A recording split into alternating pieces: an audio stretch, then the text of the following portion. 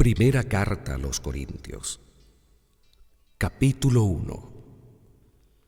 De Pablo, apóstol de Cristo Jesús, por decisión de Dios que lo ha llamado, y de Sóstenes, nuestro hermano, a la iglesia de Dios que está en Corinto, a ustedes que Dios santificó en Cristo Jesús, pues fueron llamados a ser santos, con todos aquellos que por todas partes invocan el nombre de Cristo Jesús, Señor nuestro, y de ellos. Reciban bendición y paz de Dios, Padre, y de Cristo Jesús, el Señor.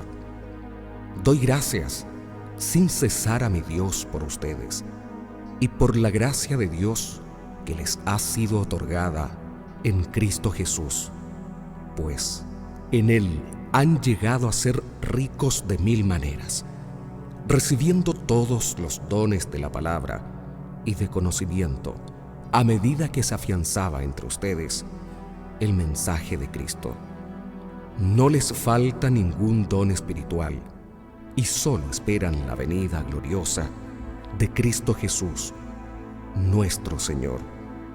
Él los mantendrá firmes hasta el fin, para que estén sin tacha el día en que venga Cristo Jesús, nuestro Señor. Dios es fiel, el que los ha llamado a esta comunión con su Hijo Jesucristo, nuestro Señor.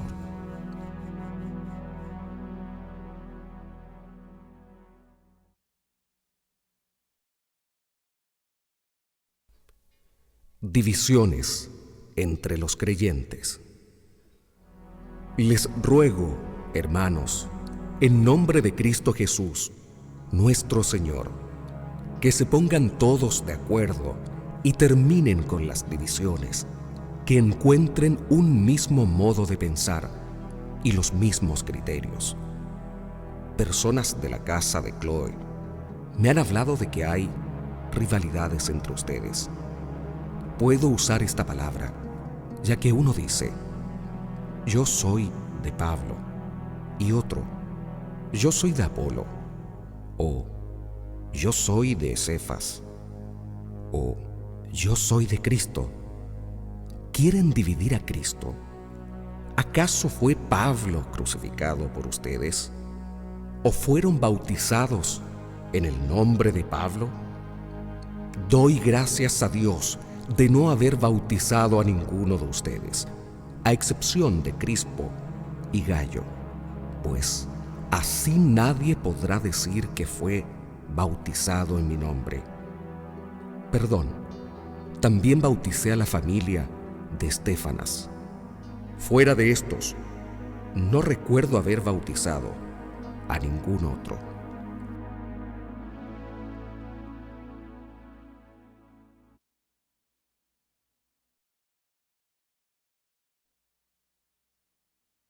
La locura de la cruz. De todas maneras, no me envió Cristo a bautizar, sino a proclamar el Evangelio, y no con discursos sofisticados, pues entonces la cruz de Cristo ya no tendría sentido, porque el lenguaje de la cruz resulta una locura para los que se pierden, pero para los que se salvan, para nosotros, es poder de Dios. Ya lo dijo la Escritura: destruiré la sabiduría de los sabios y haré fracasar la pericia de los instruidos. Sabios, entendidos, teóricos de este mundo, ¿cómo quedan puestos? ¿Y la sabiduría de este mundo? Dios la dejó como loca, pues el mundo, con su sabiduría, no reconoció a Dios cuando ponía por obra su sabiduría. Entonces, a Dios le pareció bien salvar a los creyentes con esta locura que predicamos. Mientras los judíos piden milagros y los griegos buscan el saber, nosotros proclamamos a un Mesías crucificado. Para los judíos, ¡qué escándalo! Y para los griegos, ¡qué locura! Pero para los que Dios ha llamado, judíos o griegos, este Mesías es fuerza de Dios y sabiduría de Dios, pues las locuras de Dios tienen más sabiduría que los hombres, y la debilidad de Dios es más fuerte que los hombres. Fíjense, hermanos, en ustedes, los elegidos de Dios, ¿cuántos de ustedes tienen el saber humano o son de familias nobles e influyentes? Dios ha elegido lo que el mundo considera necio para avergonzar a los sabios, y ha tomado lo que es débil en este mundo para confundir lo que es fuerte. Dios ha elegido lo que es común y despreciado en este mundo, lo que es nada, para reducir a la nada lo que es. Y así ningún mortal podrá alabarse a sí mismo ante Dios. Por gracia de Dios, ustedes están en Cristo Jesús. Él ha pasado a ser sabiduría nuestra, venida de Dios, y nuestro mérito y santidad, y el precio de nuestra libertad. Así está escrito: el que se gloríe en el Señor.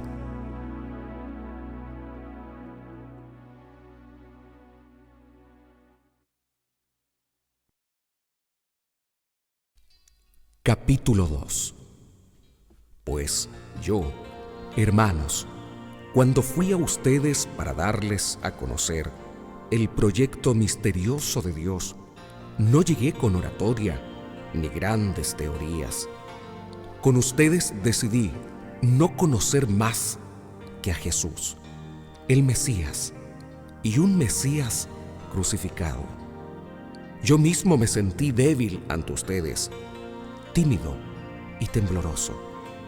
Mis palabras y mi mensaje no contaron con los recursos de la oratoria, sino con manifestaciones de espíritu y poder, para que su fe se apoyara no en sabiduría humana, sino en el poder de Dios.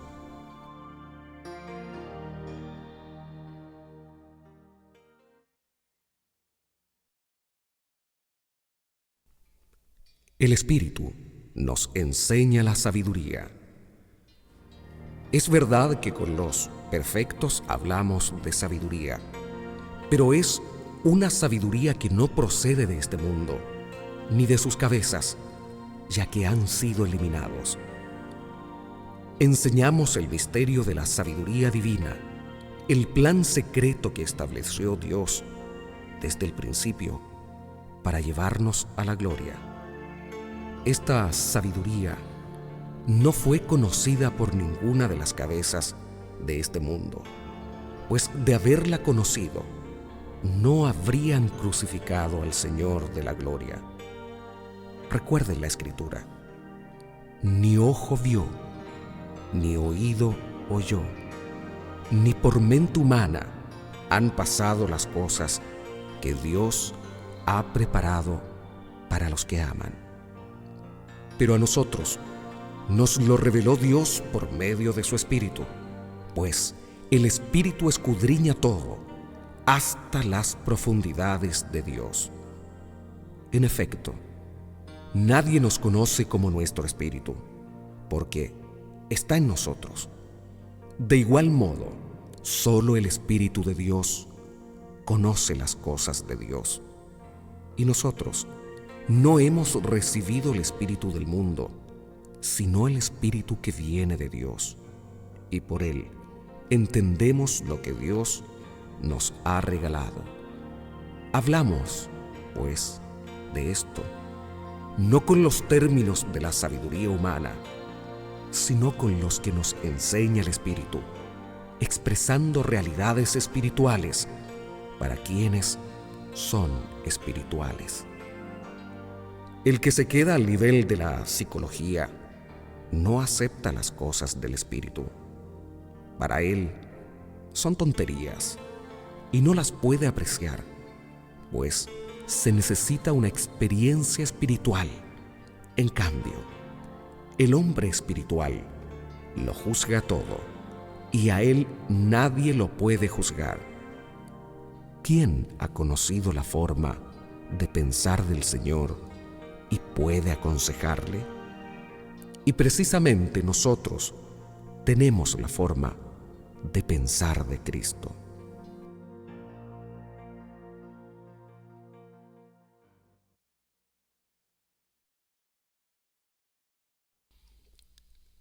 Capítulo 3. Hay muchos trabajadores, pero la construcción es una sola. Yo, hermanos, no pude hablarles como a personas espirituales, sino como a personas carnales, como a niños en Cristo. Les di leche y no alimento sólido, porque no estaba a su alcance, ni siquiera ahora, pues continúan siendo carnales. ¿No hay rivalidades y envidias entre ustedes? Entonces, son carnales y se portan como la otra gente. Mientras uno dice, yo soy de Pablo, y otro, yo soy de Apolo, ¿no son ustedes gente común y corriente? ¿Qué es Apolo? ¿Qué es Pablo? Son servidores que recibieron de Dios dones diferentes y por medio de los cuales ustedes llegaron a la fe. Yo planté, Apolo regó, pero el que hizo crecer fue Dios. De modo que el que planta no es algo, ni tampoco el que riega, sino Dios que hace crecer. El que planta y el que riega están en la misma situación, y Dios pagará a cada uno según su trabajo. Nosotros trabajamos con Dios y para Él, y ustedes son el campo de Dios y la construcción de Dios. Yo puse los cimientos como buen arquitecto, pues recibí ese talento de Dios, y otro construye encima. Que cada uno, sin embargo, se pregunte cómo construye encima, pues nadie puede cambiar la base. Ya está puesta, y es Cristo Jesús. Sobre este cimiento se puede construir con oro, plata, piedras preciosas, madera, caña o paja. Un día se verá el trabajo de cada uno. Será público en el día del juicio, cuando todo sea probado por el fuego. El fuego, pues, probará la obra de cada uno. Si lo que has construido resiste al fuego, serás premiado. Pero si la obra se convierte en cenizas, el obrero tendrá que pagar. Se salvará, pero no sin pasar por el fuego. ¿No saben que son templos de Dios y que el Espíritu de Dios habita en ustedes? Si alguno destruye el templo de Dios, Dios lo destruirá a él. El templo de Dios es sagrado, y ese templo son ustedes.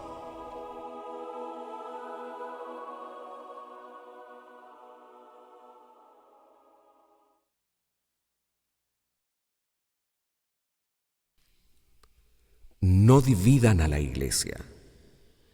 Que nadie se engañe.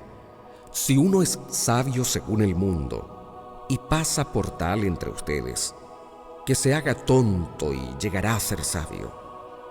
Porque la sabiduría de este mundo es tontería a los ojos de Dios. Ya lo dijo la Escritura: Dios atrapa a los sabios en su propia sabiduría.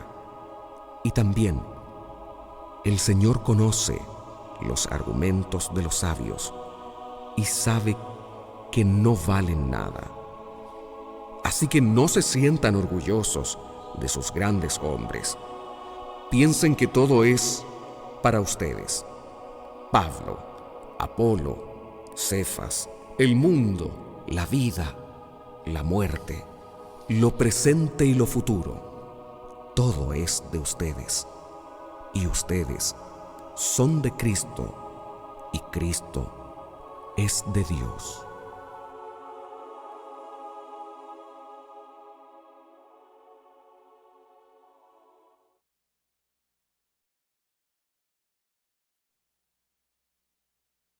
Capítulo 4. Vean, pues, en nosotros a servidores de Cristo y administradores de las obras misteriosas de Dios. Si somos administradores, entiendo que se nos exigirá cumplir, pero a mí no me importa lo más mínimo cómo me juzguen ustedes o cualquier autoridad humana, y tampoco quiero juzgarme a mí mismo, a pesar de que no veo nada para reprocharme. Eso no basta para justificarme. El Señor me juzgará. Por lo tanto, no juzguen antes de tiempo. Esperen que venga el Señor. Él sacará a la luz lo que ocultaban las tinieblas y pondrá en evidencia las intenciones secretas. Entonces, cada uno recibirá de Dios la alabanza que se merece. Con estas comparaciones, hermanos, me refería a Apolo y a mí. Aprendan a no valerse de uno a costa del otro para engreírse. ¿Será necesario que se fijen en ti? ¿Qué tienes que no hayas recibido? Y si lo has recibido, ¿por qué te alabas a ti mismo como si no lo hubieras recibido?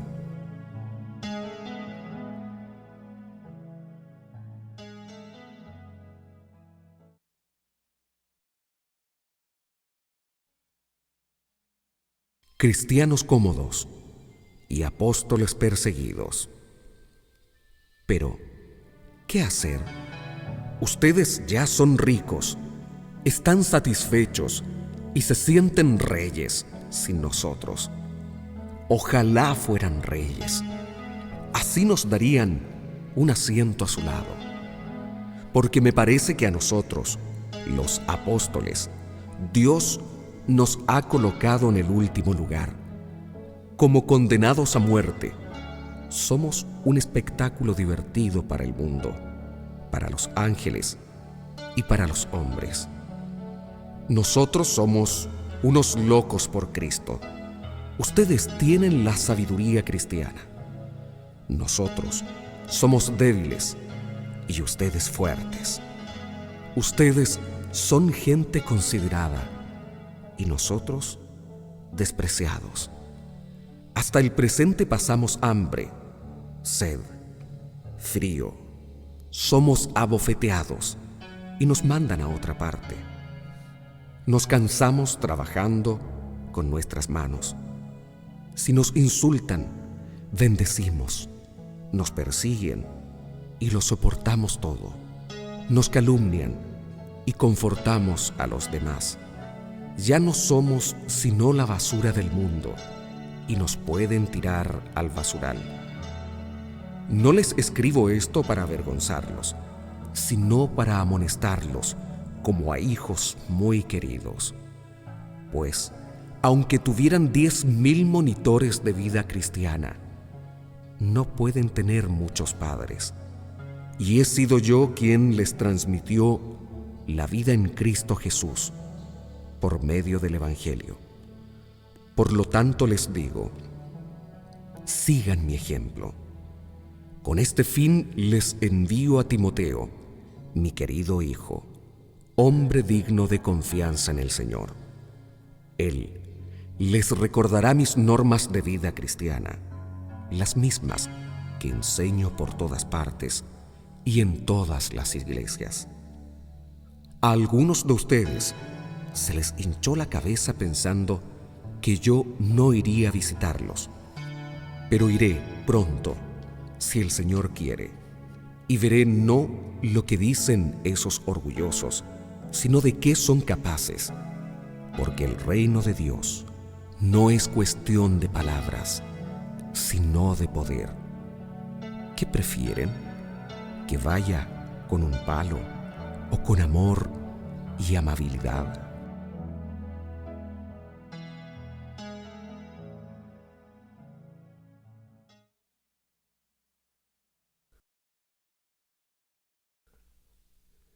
Capítulo 5. Un caso de excomunión. De hecho, se habla de inmoralidad sexual entre ustedes, y de un caso tal que ni siquiera se da entre los paganos. Uno de ustedes convive con su propia madrastra, y ustedes se sienten orgullosos. Más bien tendrían que estar de duelo y expulsar de entre ustedes a ese pecador. Sepan que ya he juzgado al culpable, como si estuviese presente, pues estoy ausente en cuerpo, pero presente en espíritu. Reunidos ustedes y mi espíritu, en el nombre de nuestro Señor Jesús, y con su poder, entreguen ese hombre a Satanás, que vengan sobre él desgracias, pero que se salve el espíritu en el día del juicio. ¿No es este el momento de sentirse orgullosos? ¿No saben que un poco de levadura hace fermentar toda la masa? Echen fuera la vieja levadura y purifíquense. Ustedes han de ser una masa nueva, pues si Cristo es para nosotros la víctima pascual, ustedes son los panes sin levadura. Entonces, basta ya de vieja levadura, la levadura del mal y del vicio, y celebren la fiesta con el pan sin levadura, que es pureza y sinceridad. En mi carta les decía que no tuvieran trato con la gente de mala conducta. Por supuesto que no me refería a los no cristianos que practican el libertinaje sexual, a los que quieren tener siempre más, a los que se aprovechan de los demás o a los que adoran a los ídolos. De ser así, ustedes tendrían que salir de este mundo. Yo les decía que no tuvieran trato con quienes, llamándose hermanos, se convierten en inmorales, explotadores, adoradores de ídolos, chismosos, borrachos o estafadores. Ni siquiera deben comer con ellos. Yo no tengo por qué juzgar a los que están fuera, pero ¿no son ustedes quienes deben juzgar a los que están dentro? Dejen que Dios juzgue a los que están fuera, pero ustedes saquen al perverso de entre ustedes.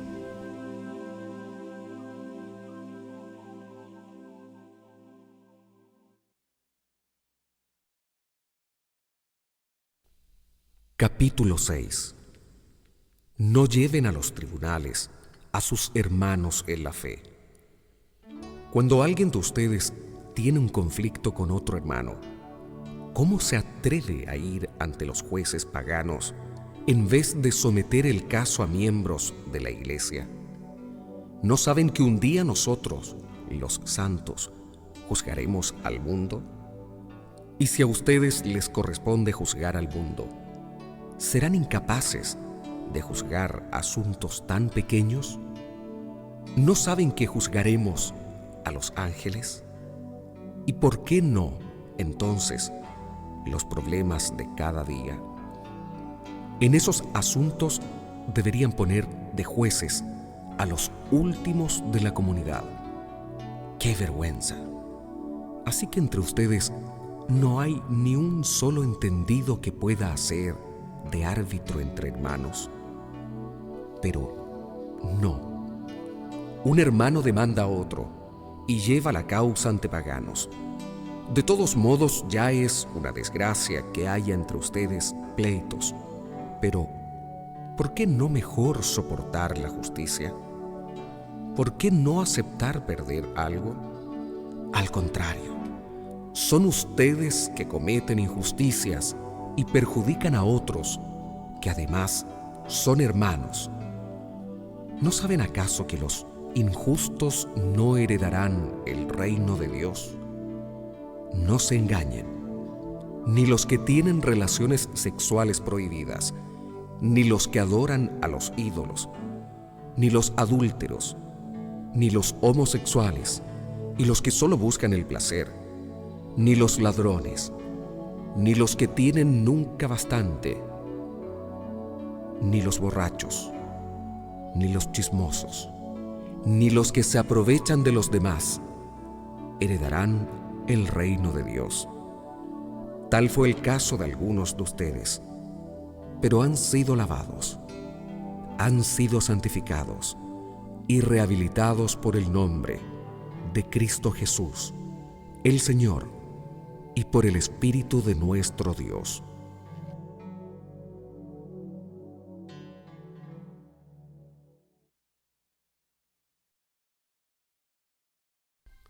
Sobre el libertinaje sexual. Todo me está permitido, pero no todo me conviene. Todo me está permitido, pero no me haré esclavo de nada. La comida es para el estómago, y el estómago para la comida. Tanto el uno como la otra son cosas que Dios destruirá. En cambio, el cuerpo no es para el sexo, sino para el Señor, y el Señor es para el cuerpo. Y Dios, que resucitó al Señor, nos resucitará también a nosotros con su poder. ¿No saben que sus cuerpos son miembros de Cristo? ¿Puedo entonces tomar sus miembros a Cristo para hacerlos miembros de una prostituta? Ni pensarlo, pues ustedes saben muy bien que el que se une a una prostituta se hace un solo cuerpo con ella. La Escritura dice: los dos serán una sola carne. En cambio, el que se une al Señor se hace un solo espíritu con Él. Huyan de las relaciones sexuales prohibidas. Cualquier otro pecado que alguien cometa queda fuera de su cuerpo, pero el que tiene esas relaciones sexuales peca contra su propio cuerpo. ¿No saben que su cuerpo es templo del Espíritu Santo que han recibido de Dios y que está en ustedes? Ya no se pertenecen a sí mismos. Ustedes han sido comprados a un precio muy alto. Procuren, pues, que sus cuerpos sirvan a la gloria de Dios.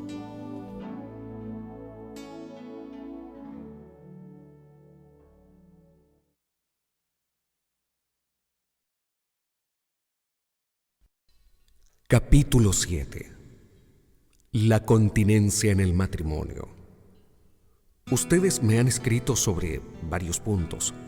Es algo excelente que un hombre no toque mujer alguna, pero no ignoren las exigencias del sexo. Por eso, que cada hombre tenga su esposa y cada mujer su marido. El marido cumpla con sus deberes de esposo, y lo mismo la esposa. La esposa no dispone de su cuerpo, sino el marido. Igualmente el marido no dispone de su cuerpo, sino la esposa. No se nieguen ese derecho el uno al otro, a no ser que lo decidan juntos y por cierto tiempo, con el fin de dedicarse más a la oración.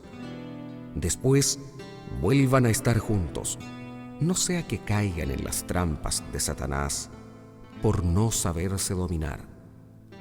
Lo que les digo es a modo de consejo, no estoy dando órdenes. Me gustaría que todos fueran como yo, pero cada uno recibe de Dios su propia gracia, unos de una manera y otros de otra. A los solteros y a las viudas les digo que estaría bien que se quedaran como yo, pero si no logran contenerse, que se casen, pues vale más casarse que estar quemándose por dentro.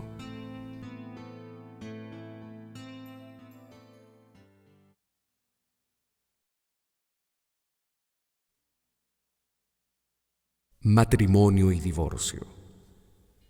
En cuanto a los casados, les doy esta orden, que no es mía, sino del Señor: que la mujer no se separe de su marido, y si se ha separado de él, que no se vuelva a casar o que haga las paces con su marido, y que tampoco el marido despida a su mujer.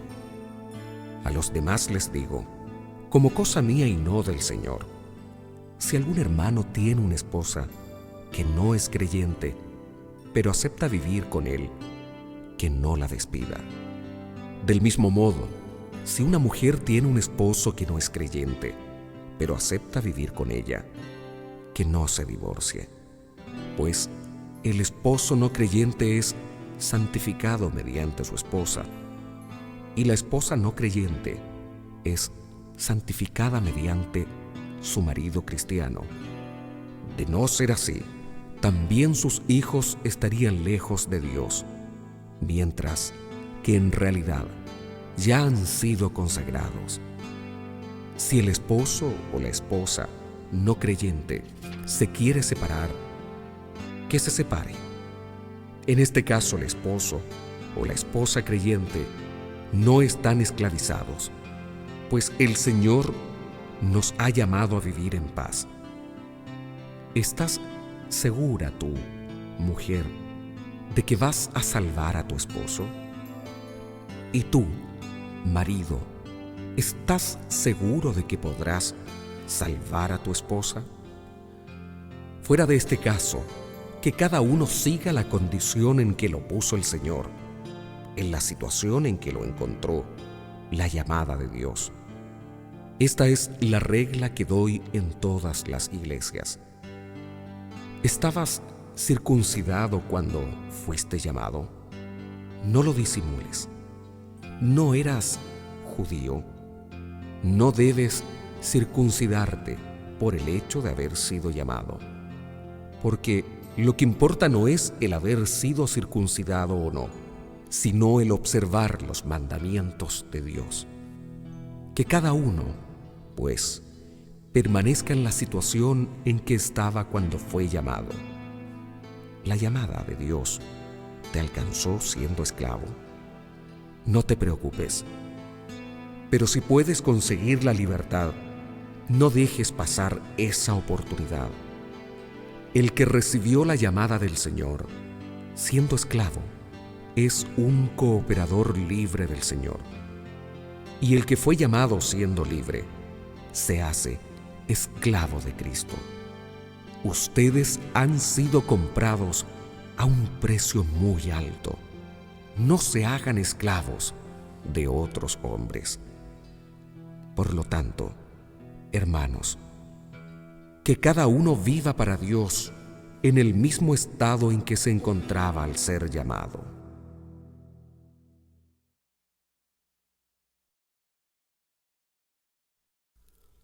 Matrimonio y virginidad. Respecto a los que se mantienen vírgenes, no tengo mandato alguno del Señor, pero los consejos que les doy son los de un hombre a quien el Señor, en su bondad, ha hecho digno de crédito. Yo pienso que esa es una decisión buena. En vista de las dificultades presentes, creo que es bueno vivir así. ¿Tienes obligaciones con una mujer? No intentes liberarte. ¿No tienes obligaciones con una mujer? No busques esposa. Si te casas, no cometes pecado, y tampoco comete pecado la joven que se casa. Pero la condición humana les traerá conflictos que yo no quisiera para ustedes. Esto quiero decirles, hermanos: el tiempo se ha acortado. En adelante, los que tienen esposa deben vivir como si no la tuvieran. Los que lloran, como si no lloraran. los que están alegres, como si no los tuvieran, los que compran, como si no hubieran adquirido nada, y los que gozan la vida presente, como si no la gozaran. Piensen que todo lo actual está pasando. Yo quisiera verlos libres de preocupaciones. El que no se ha casado se preocupa de las cosas del Señor y de cómo agradarle. No así el que se ha casado, pues se preocupa de las cosas del mundo y de cómo agradar a su esposa, y está dividido. De igual manera, la mujer soltera y la joven sin casar se preocupan del servicio del Señor y de ser santas en su cuerpo y en su espíritu, mientras que la casada se preocupa de las cosas del mundo y de agradar a su esposo. Al decirles esto, no quiero ponerles trampas. Se lo digo para su bien, con miras a una vida más noble, en la que estén enteramente unidos al Señor. Alguien puede sentirse incómodo respecto de su novia, que es todavía virgen y está ya entrando en años. Si piensa que es mejor casarse, haga lo que le parezca, pues no comete pecado. Que se casen, pero puede ser que otro se mantenga firme y decida con toda libertad y con mucha lucidez que su novia se conserve virgen. Este obra mejor. Así, pues, el que se casa con la joven que mantenía virgen, obra bien, y el que no se casa, obra mejor. La mujer está ligada a su marido mientras éste vive, pero si se muere, queda libre y puede casarse con quien desee, siempre que sea un matrimonio cristiano. De todos modos, será más feliz si permanece sin casarse. Este es mi consejo, y creo que yo también tengo el Espíritu de Dios.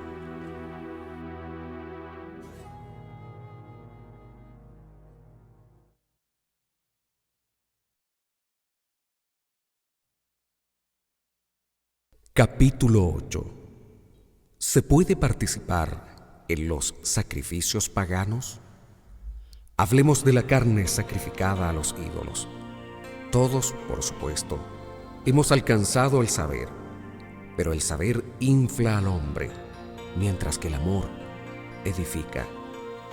El que cree que sabe algo es que no sabe todavía qué es conocer. Pero si uno ama a Dios, éste ha sido conocido por Dios. Entonces, ¿se puede comer carne sacrificada a los ídolos? Sabemos que un ídolo no es nada en realidad y que no hay más Dios que el único.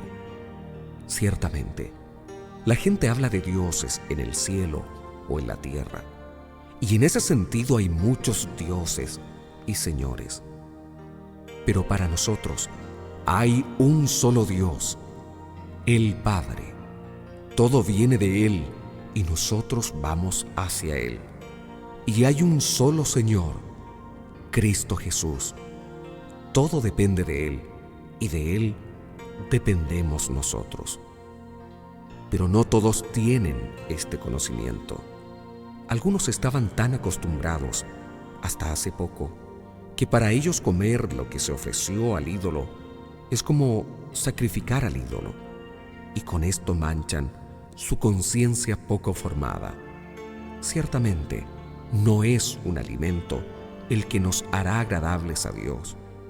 De comerlo, no será grande el provecho, y de no comer, no nos faltará.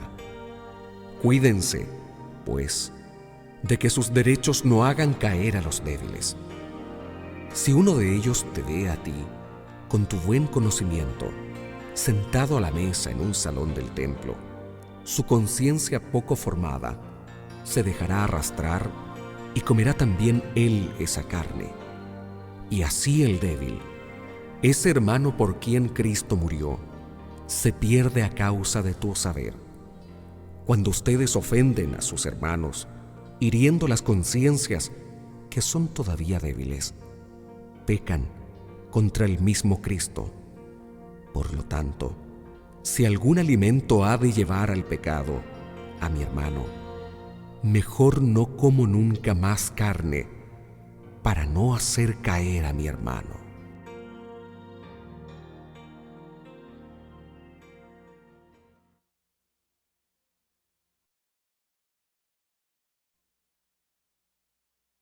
Capítulo 9. Saber renunciar a los propios derechos. ¿No soy yo acaso libre? ¿No soy yo un apóstol, y un apóstol que ha visto a Jesús, nuestro Señor, y no son ustedes mi obra en el Señor? Aunque otros no me reconozcan como apóstol, para ustedes lo soy, y ustedes son en el Señor la prueba de que hago obra de apóstol. Escuchen, pues, lo que replico a quienes me critican. ¿No tenemos acaso derecho a que nos den de comer y de beber? ¿No tenemos derecho a que nos acompañe en nuestros viajes alguna mujer hermana, como hacen los demás apóstoles y los hermanos del Señor y el mismo Cefas? Solamente a Bernabé y a mí nos negarán el derecho a no trabajar. ¿Qué soldado va a la guerra a sus propias expensas? ¿Quién planta una viña y no come de sus frutos?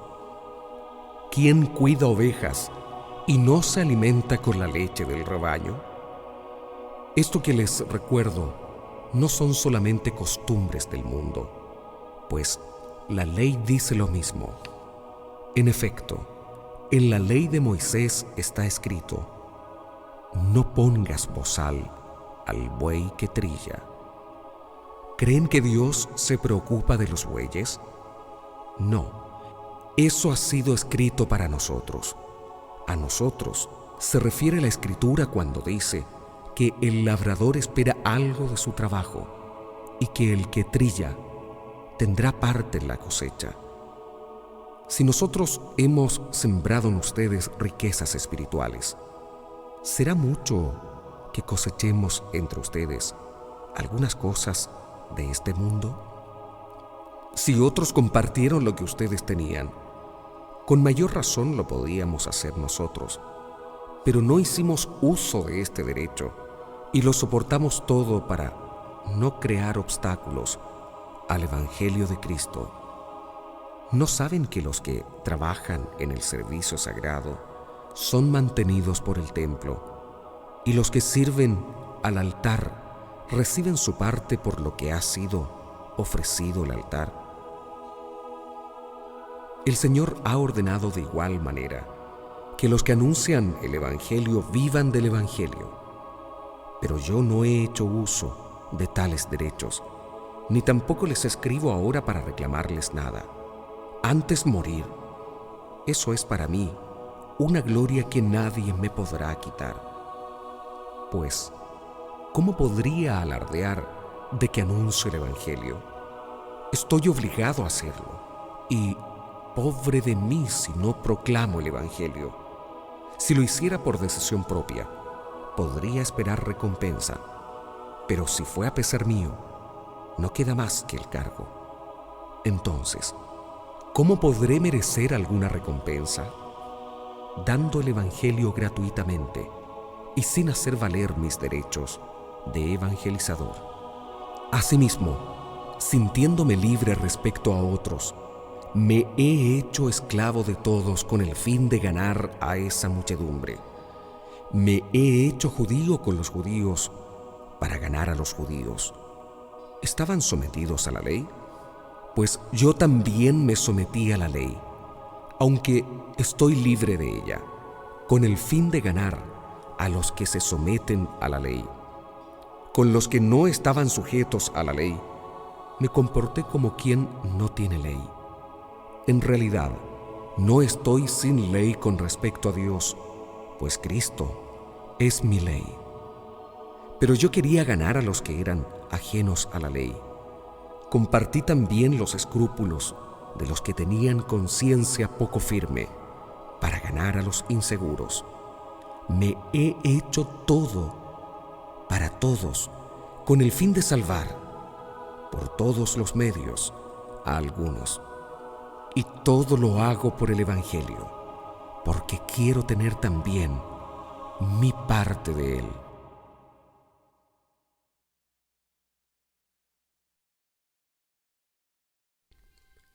La fe exige sacrificios. ¿No han aprendido nada en el estadio? Muchos corren, pero uno solo gana el premio. Corren, pues, de tal modo que lo consigan. En cualquier competición, los atletas se someten a una preparación muy rigurosa, y todo para lograr una corona que se marchita, mientras que la nuestra no se marchita. Así que no quiero correr sin preparación, ni boxear dando golpes al aire. Castigo mi cuerpo y lo tengo bajo control, no sea que después de predicar a otros, yo me vea eliminado.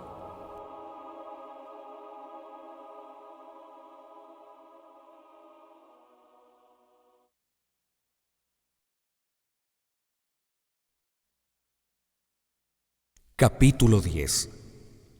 Les recordaré, hermanos, lo que ocurrió a nuestros antepasados. Todos estuvieron bajo la nube y todos atravesaron el mar. Todos recibieron ese bautismo de la nube y del mar, para que así fueran el pueblo de Moisés. Y todos comieron del mismo alimento espiritual y bebieron la misma bebida espiritual. El agua brotaba de una roca espiritual que los seguía, y la roca era Cristo. Sin embargo, la mayoría de ellos no agradaron a Dios y sus cuerpos quedaron en el desierto. Todo esto sucedió para ejemplo nuestro, pues debemos guardarnos de los malos deseos que ellos tuvieron. No se hagan servidores de ídolos, igual que algunos de ellos. Como dice la Escritura, el pueblo se sentó a comer y a beber y se levantaron para divertirse. No caigan en la prostitución, como muchos de ellos hicieron, y en un solo día cayeron muertos 23,000. No tentemos al Señor, como algunos de ellos lo tentaron y perecieron, mordidos por las serpientes. Tampoco se quejen contra Dios, como se quejaron muchos de ellos y fueron eliminados por el ángel exterminador. Todo esto que les ocurrió era nuestra misma historia y fue escrito para instruir a los que vendrían en los últimos tiempos, es decir, a nosotros. Así, pues, el que crea estar en pie de guerra, cuidado de no caer. De hecho, ustedes todavía no han sufrido más que pruebas muy ordinarias, pero Dios es fiel y no permitirá que sean tentados por encima de sus fuerzas. En el momento de la tentación, les dará fuerza para superarla. Por lo tanto, hermanos muy queridos, huyan del culto a los ídolos. Les hablo como a personas sensatas. Juzguen ustedes mismos lo que voy a decir. La copa de bendición que bendecimos no es comunión con la sangre de Cristo, y el pan que partimos no es comunión con el cuerpo de Cristo. Así, siendo muchos, formamos un solo cuerpo, porque el pan es uno y todos participamos del mismo pan. Fíjense en los israelitas. Para ellos comer de las víctimas es entrar en comunión con su altar. Con esto no quiero decir que la carne ofrecida al ídolo sea realmente consagrada o que el ídolo sea algo, pero los sacrificios de los paganos van ofrecidos a los demonios y no a Dios, y no quiero que ustedes entren en comunión con los demonios. No pueden beber al mismo tiempo de la copa del Señor y de la copa de los demonios, ni pueden tener parte en la mesa del Señor y en la mesa de los demonios. ¿Queremos provocar acaso los celos del Señor? ¿Seremos acaso más fuertes que Él?